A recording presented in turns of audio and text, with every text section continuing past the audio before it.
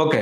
ఏంటి సార్ ఇప్పుడు తెలంగాణకు ఐఏఎస్ అమ్రపాలి వెళ్తున్న క్రమంలో ఇటు వైసీపీ చెప్తున్నదేంటంటే కూటమి పాలనకు అదేవిధంగా రెడ్ బుక్ పాలనకు భయపడే ఐఏఎస్ ఆఫీసర్లు తెలంగాణకు వెళ్ళిపోతున్నారు అని చెప్పేసి వైసీపీ చెప్తున్న పరిస్థితి నిజమే అంటారా?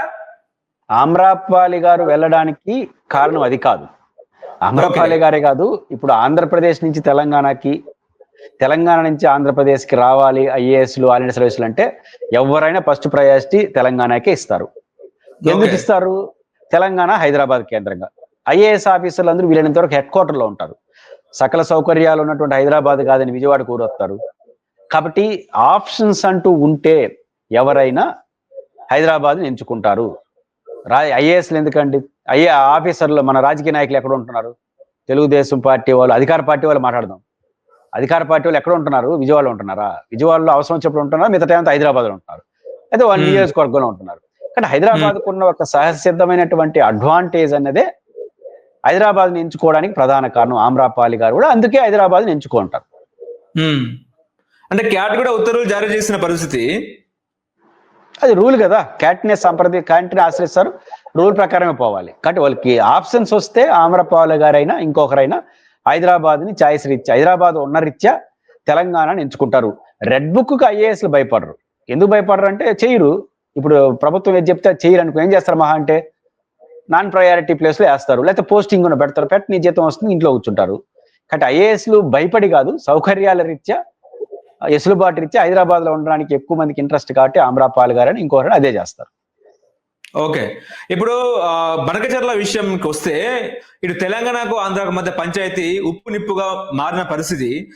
బనకచెర్ల ప్రాజెక్టు గోదావరి నీళ్లపై నిర్మిస్తున్న క్రమంలో 2,000 ఎకరాలు టీఎంసీల నీళ్లను కూడా ఏపీకి తరలిస్తారని చెప్పేసి కూడా ఇటు తెలంగాణ ప్రభుత్వం ఆరోపిస్తున్న క్రమంలో నిన్న సీఎం చంద్రబాబు క్లారిటీ ఇచ్చారు. ఏంటంటే ఆ ప్రాజెక్టుతో తెలంగాణకు ఎటువంటి నష్టమేమీ లేదు, వృధా జలాలను కేవలం వాడుకుంటున్నామని చెప్పి చంద్రబాబు మాట్లాడారు. ఒక అనలిస్ట్ గా ఎట్లా చూసారు సార్ బనకచెర్ల ప్రాజెక్టు గురించి ఏం చెప్తారు మీరు? బనకచెర్ల ప్రాజెక్టు ఉద్దేశం ఏంటంటే గోదావరి నదీ జలాలను పోలవరం పూర్తయిన తర్వాత ఆ కుడికాలువ ద్వారా బనకచెర్లకు లిఫ్ట్ ఇరిగేషన్ ద్వారా దాదాపు 80,000 కోట్ల రూపాయలతో 100 టీఎంసీలు తీసుకురావచ్చని. అంటే వారి ఉద్దేశం ఏంటంటే గోదావరి నీళ్లు 1000 టీఎంసీలు సముద్రంలో కలిసిపోతున్నాయి, మన చివరి రాష్ట్రం కాబట్టి మనం తీసుకుంటామని. తెలంగాణ అభ్యంతరం అర్ధరహితం. ఎందుకంటే తెలంగాణ తర్వాతనే ఆంధ్రప్రదేశ్కి గోదావరి వస్తుంది.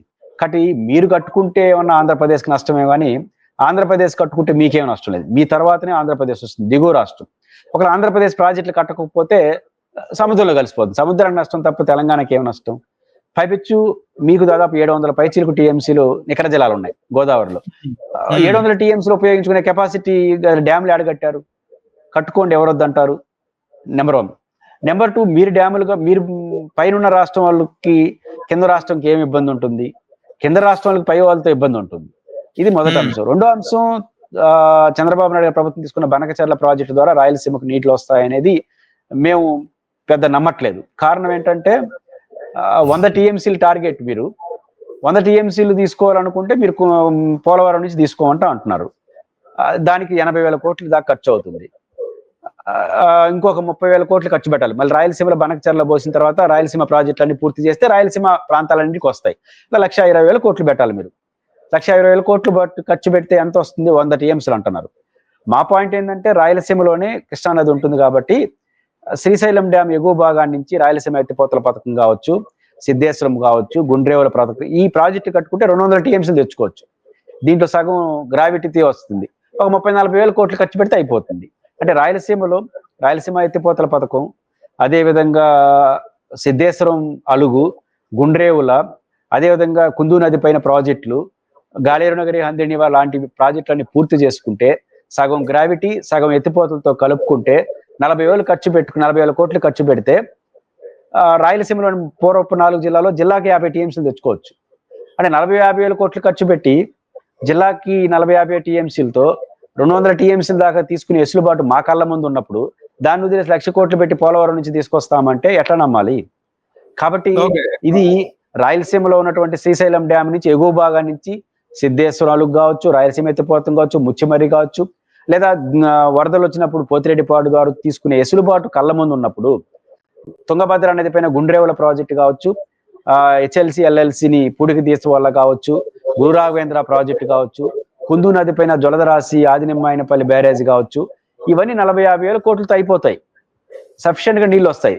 కళ్ళ ముందు దీని పరిష్కారం కాకుండా ఈ నీళ్ళని తీసుకొచ్చి సముద్రంలో కలిపేసి కింద పోయి మళ్ళీ కింద నుంచి పైకి కొడతామంటే ఇది వలకబోసిన నీళ్ళు ఒడిసి పట్టుకునే భగీరథ ప్రయత్నం అవుతుంది. పైపిచ్చు 1,00,000 పైచిలకు కోట్ల రూపాయలు ప్రభుత్వం దగ్గర డబ్బులు ఉన్నాయా? ఈరోజు పోలవరం కట్టడానికి 1000 కోట్లు 2,000 కోసం ఢిల్లీ చుట్టూ తిరుగుతున్నాం. అలాంటిది 80,000 కోట్లతో ఎట్ట కడతారు? కాబట్టి తెలంగాణ అభ్యంతరాలు అర్ధరహితం. వాళ్ళు కావాలని రాజకీయం చేస్తున్నారు. ఆంధ్రప్రదేశ్ ప్రభుత్వం యొక్క ప్రయత్నం వలకబోసిన నీళ్లు ఒడిచి పట్టుకునే భగీరథ ప్రయత్నం కాకుండా జాతీయ స్థాయిలో నిధుల అనుసంధానం గంగా కావేరి చేసినప్పుడు చేసుకుందాం. అంతలోపల మీ పరిధిలో ఉన్నది ఇది కాబట్టి ఈ పని పైన శ్రద్ధ పెడితే మంచిది. అంటే ఈ నీళ్ళని రాయలసీమకు తరలిస్తున్నారా గోదావరి జిల్లాలను? అదే గోదావరి మా రాయలసీమకు 900 అడుగుల కిందలో ఉంటుంది. ఇప్పుడు రాయలసీమలో శ్రీశైలం డ్యామ్ ఉంది. మా శ్రీశైలం డ్యామ్ ద్వారానే తుంగభద్ర కృష్ణానది నీళ్లు గేట్లు ఎత్తేస్తే నాగార్జున సాగర్ ద్వారా కిందకు వస్తాయి. కానీ రాయలసీమలో ప్రవహిస్తున్నటువంటి కృష్ణా తుంగభద్ర నీళ్లను శ్రీశైలం నుంచి గేట్లు ఎత్తేసి నాగార్జున సాగర్కి పంపించి నాగార్జున సాగర్ నుంచి ప్రకాశం బ్యారేజ్ నుంచి వదిలేసి అంశలదీవి దగ్గర సముద్రంలో కలిపేస్తారు 100 టీఎంసీలు. మళ్ళీ కింద నుంచి 900 అడుగులు పైకి లిఫ్ట్ కొట్టి 1,00,000 కోట్లు పెట్టి మళ్ళీ రాయలసీమలో పోస్తారు. ఇదేం ఆనందం? మా ప్రాంతంలో నీళ్లు మాకు ఇవ్వడానికి ఏర్పాట్లు చేయమంటే దీన్ని కిందకు వదిలేసి మళ్ళీ కింద నుంచి పైకి కొట్టడం ఏంటి? ఆ ప్రయత్నం వద్దు అంటున్నాం. అంటే కమిషన్ల కోసం ప్రాజెక్ట్ నిర్మిస్తున్నా బనకచెర్ల ప్రాజెక్టు? కమిషన్లు బనకచెర్లకే ఉంది. రాయలసీమలో కట్టే ప్రాజెక్టు కూడా కమిషన్లు వస్తుంది కదా. కమిషన్లు తీసుకోదలుచుకుంటే ఏడన్నా కట్టచ్చు కదా. బనకచెర్ల కట్టినా వస్తుంది, రాయలసీమలో కట్టినా వస్తుంది. రాయలసీమలో అవినీతికి అలవాటు పడినప్పుడు ఎక్కడ కట్టినా వస్తుంది కమిషన్లు. దానికి ఏముంది? రాయలసీమలో కడితే రావా, విజయవాడలో కట్టినా వస్తాయి, రాయలసీమలో కట్టినా వస్తాయి. కమిషన్లు తీసుకోదలుచుకుంటే ప్రభుత్వం పెద్దలు.